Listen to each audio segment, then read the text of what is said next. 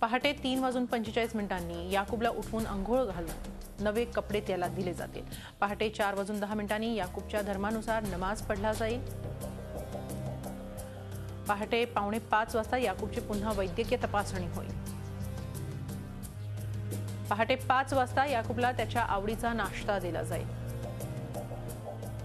सकाळी 6 वाजता मनशांतीसाठी धर्मग्रंथ किंवा आवडीचं पुस्तक दिलं जाईल।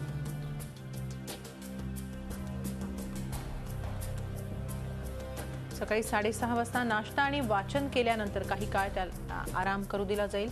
सकाळी 7 वाजता याकूबला फाशी यार्डात नेणार, फाशी का होतीये ते सांगितलं जाईल। सकाळी 7:30 वाजता फाशीची कारणं समजावल्यानंतर चेहऱ्यावर काळा कपडा घातला जाईल। आणि सकाळी 8 वाजता दंडाधिकारी वेळ पाहून जल्लादाला फाशी देण्याचा इशारा करतील। आणि सकाळी 8 वाजता याकूब मृत पावल्याची खात्री डॉक्टरांकडून केली जाईल। झी 24 तास रहा एक पाऊल पुढे।